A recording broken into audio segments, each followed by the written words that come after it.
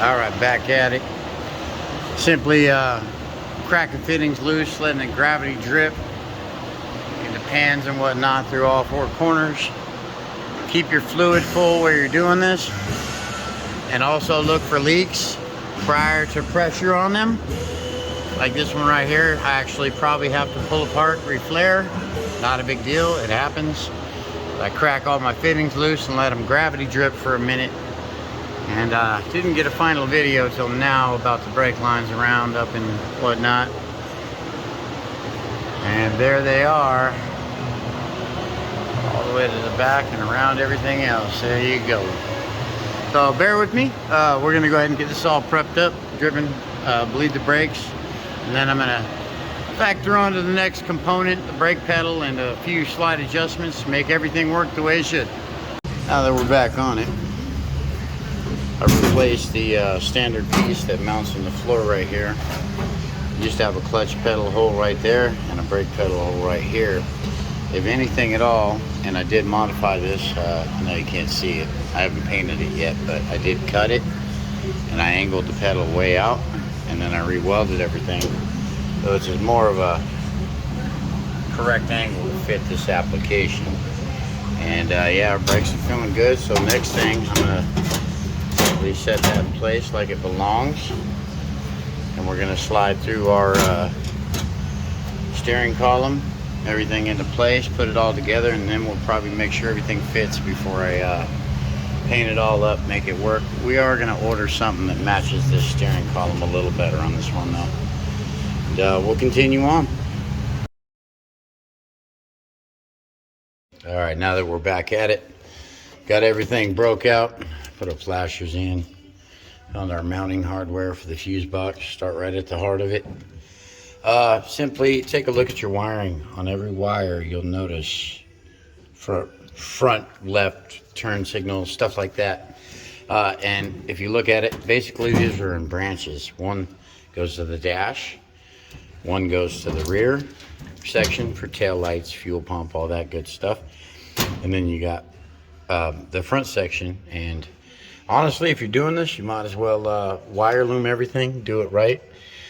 I drilled the holes for the fuse panel, and I'm gonna wrap this wiring up and over right there. I got a spot I can follow all the way over. I want the whole dash to look clean. So let me pop this in and we'll continue or resume filming. All right, back at it, under the car. Gotta found our route. I'm gonna hide all the wiring. I put some loom on it. Not completely, because right here, I'm gonna be branching off for a fuel pump wire, which I gotta actually fish through there. A little bit of grease works wonders, but also this stuff right here is pretty fancy, watch this. Of course, it ain't gonna do it. Anyway, you push together, it works like a Chinese finger trap. If you push it together like this, it goes like 4 or 5 times as big. It's pretty cool stuff. I'm interested. Toys, right? But I came through a few holes, simply running up through here, kind of in the corner of the fender to follow it up to, I want as many non-exposed wires as possible. But we're gonna strap it along the frame nice and tight. You want no rubs, no open sores on this stuff. This is kind of a custom frame on this one, so I'm gonna go in the boxing of it all the way to the back here by the fuel tank, pop out back here somewhere. And we're gonna connect from there to the tail lights, brake lights, reverse lights, license plate light, all the goodies. So I will work this out a little bit and I'll show you what I did. Bear with me. All right, a little farther. We got our wiring ran. I did keep the fuel pump wire kind of separate so we could access it actually. We use these clips right here, which just snap into holes like that. They can be opened, put them everywhere. And we're gonna be running grommets on anything sharp like that and that. And this actually goes up kind of in through the fender, up into there without being seen. We're gonna try to tuck everything that we can. Just kind of set everything up. That blue fuel pump wire does run around all the way there and loops into our fuel pump, which I could disconnect when we first start our system. But I want to probably disengage that fuel pump for a minute. On our back harness, I started separating reverse light, brake light. The ground will be from the frame, and we're gonna run plenty of those actually. This got the option for the third brake light, and also different pins that can activate rear bed light, like a dome light in the bed. But I'm just gonna leave those coiled up somewhere right here so they can be accessed in the future if it's ever wanted to be added on. I'm gonna leave this set of wiring for this other side for the brake and running lights. I don't know exactly what the customer has up his sleeve yet, but we will just leave the pigtail hanging. Leave the pigtail hanging long, and all this, we got a license plate light and the dome light activation. And other than that, this is the tail section. I'll work our way forward in a minute. All right, so far, I still have hair. Anyway, don't let this frustrate you. But anyway, end result, we routed our wire. This one actually back here. That is the stuff that goes down to the frame and out to the back.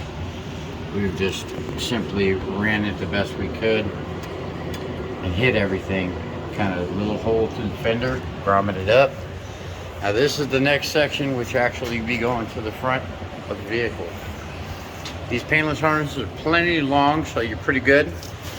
We've got everything separated. This is dash, and for instance, this will be building our own plug that matches to the steering column to connect to this plug. Some of the accessory power to the fuse, and we've got to tie this one in, which is actually to the fuel pump. But this is integrated in directly. This is from the Sniper system itself, so that wire is not part of the harness, but it's going to be. Well, there you go. We're going to go ahead and try to kind of looking everything over to hide the wiring the best. I think I'm going to pop a hole with the grommet right here, run it straight down to the frame, through the frame, bring it all the way out front for all the lighting, headlights, horn, etc. And then also we can start connecting some of the Sniper wiring itself as well. It's all going to integrate in. We got our starter wires and everything else, but our battery will be mounting under the floor pan over here, passenger side.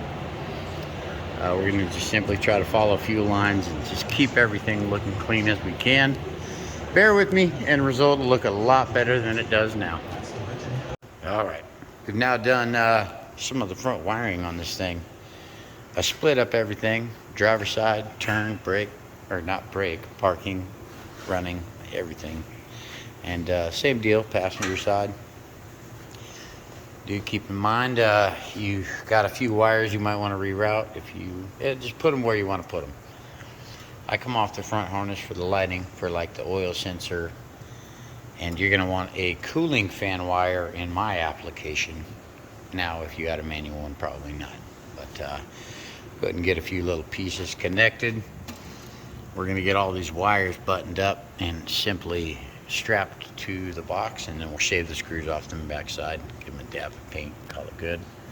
That is the fuel pump relay, and that's integrating from the Sniper system to the new wiring. And now I'm starting with the steering column wiring, just kind of process of elimination. Make sure you route everything where you want to put it. That's what I am ending up with, and yes, we will be wire looming all this at the end result. Just buttoning it up, making it look good. But I'm going to go ahead and connect. This is the plug that fits this GM steering column. The kit comes with a bunch of connectors. They simply just, I solder mine and then put them in. You can crimp them, but I'm meticulous, I guess. So anyway, I'll continue on. I'll have more with the dash in a minute. All right, here we go. Next little piece, doing a little more with the steering column. And anyway, if you look at it, pretty simple, pretty self-explanatory. These are all labeled what they are. And there you go. If you look at them, they tell you exactly what they do. And this is the aftermarket GM column that came separate from the wiring harness. But if you look at the wiring colors, they match right up. Just make sure you got this plug the correct way. There we go. Now you can see it. And you simply, you can crimp these on. I choose to solder mine. Don't mind that. That went a little overboard on the solder. But anyway, that's what I do. Bear with me, we'll do a little more.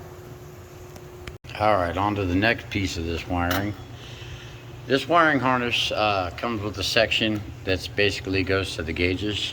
Normally this would go to the gauges. This is for a Dakota digital dash. It takes place of that. But it's relatively simple. If you just read it, you can go right along. But also, it's got a full diagram schematic of anything you need. It comes with its own speed sensor, water temp sensor, gauge stuff. Everything is included with this. So it's pretty relatively simple to hook up. So let me finish, and I try to get all these wires matching lengths so it just looks clean that way, and then we'll tape everything up. I give everything its own clean ground. Make sure you get the paint off before you drop a screw on it or bolt. And there you go. Now, as I was just talking about in the part of the video right before this, the Dakota Digital Dash comes with all its own sensors for the right ohms and measurements, speed sensors for the tranny. Everything's pretty much plug and play. Pretty simple to work. And all this will plug right into the existing stuff. A few little modifications. And I'll go ahead and put some of this stuff in and video how it turns out. All right, here we go. Next little piece. We've got the brain to the Dakota Digital Dash with all its own sensors connected. That's what all these black pre-wired setups are. The red, white, and blacks to them. They go to the motor, and we're trying to hide some wires, so we kind of ran them really discreet. Wait till the end when you see how clean we got her looking. That's kind of a mess right now, but all this is going to be getting tucked up, tied to the firewall. A very minimal showing. Header should be here today, so we can actually set those up too. Ordered a distributor. Those are some of the final tie-ins on the system. We came up through the fender and kind of just went in right here. Don't mind the mess right now. We've got some loom to put on. You don't want to do it till the end. Some pieces yes, some pieces no. One main thing left. Battery will be mounting under here, right behind that. We're going to run a main power wire. I think we got a piece of 6 gauge. We're going to run that same thing up into the fender here, or by the fender, and put like a small power distribution block here, fused. And I think I'll be happy. A little more tie-in. Tomorrow we'll be doing all the switches, ignition switch, light switch, AC switch, probably test fit the dash, and that takes one more cord as well. So bear with me, we'll keep on going and I'll keep on filming.